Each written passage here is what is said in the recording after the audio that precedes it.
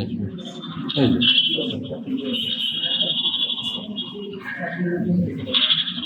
এই যে ওই যে দুইজন, তাই তো? মোটরসাইকেলে দুইটা ছেলে মোটরসাইকেলে দাঁড়ানি অবস্থায় পাকা গুলি করছে।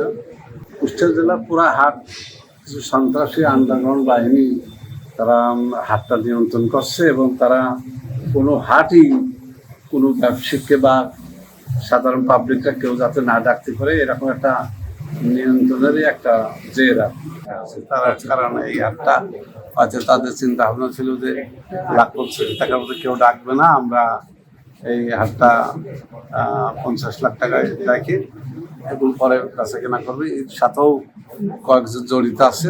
এখানে মোটামুটি লোকাল যারা এই হাট তাদের সাথে যারা জয়েন্টে আছে বা কম্বাইন্ড আছে এই পরিকল্পনায়, এর ভিতরে বিপ্লব আছে।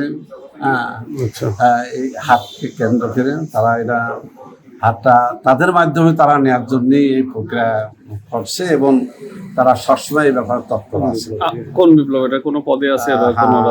পদে আছে বিএনপির মানে সদস্য সচিব, আর মুন্নাও এই হাটের সাথে জড়িত। সদর থানা বিএনপি সদস্য সচিব বিপ্লব, বিপ্লব মুন্না এরা, তারা এই হাটটা এই সন্ত্রাসীর মাধ্যমে তারা নেবে এরকম একটা তাদের পরিকল্পনা ছিল।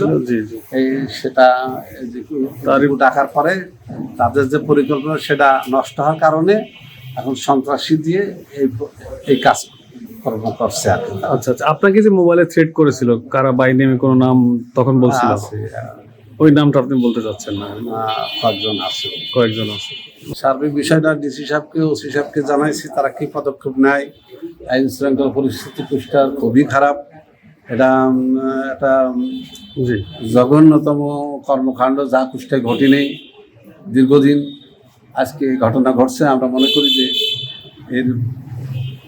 এই ঘটনার পুরা দ্রুত একটা তদন্ত হোক এবং এর ব্যবস্থা করুক প্রশাসন, এটাই আমি চাই।